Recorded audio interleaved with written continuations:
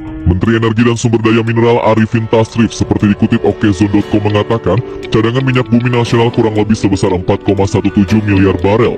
Terdapat 42 proyek yang dimonitor secara intensif. Produksi minyak turun 13,75%. Satuan Kerja Khusus Pelaksana Kegiatan Hulu Minyak dan Gas (SKK Migas) memperkirakan konsumsi minyak di Indonesia masih akan meningkat. Assalamualaikum warahmatullahi wabarakatuh. Shalom, Om Swastiastu, Namo Buddhaya. Kami, Diamond Fiatra, delegasi dari Pemata Migas, ingin mempresentasikan inovasi kami dengan judul pembuatan gasolin setara Pertamax dari sampah jenis PET dengan metode blending HMC menggunakan reaktor pirolisis. Perubahan iklim berdampak sangat luas bagi masyarakat.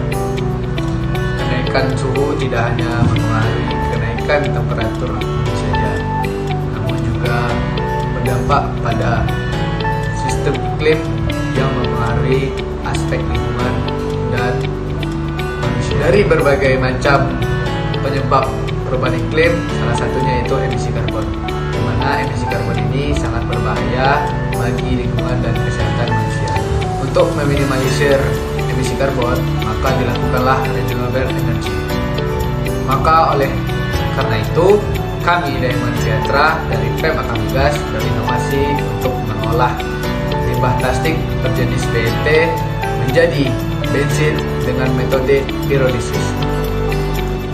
Bahan baku yang kami gunakan dalam penelitian ini yaitu sampah plastik jenis PET. PET adalah suatu komposisi bahan baku yang terbuat dari termoplas.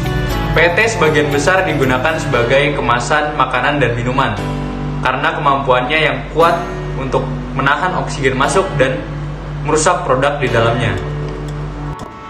Berikut merupakan prosedur diagram di mana feed yang dihasilkan dari PET masuk ke dalam reaktor, kemudian dialir ke tempat katalis, dan kemudian dilakukan proses catalytic cracking.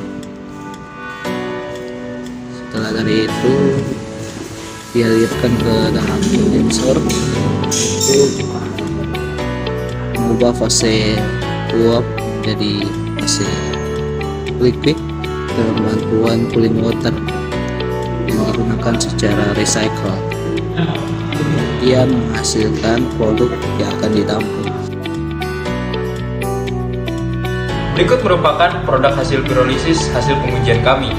Bisa dilihat di sini bahwa produk hasil pirolisis kami melalui uji cutting point mendapatkan nafta sebesar 55%, kerosin 25%, selanjutnya solar 18% dan residu 2%.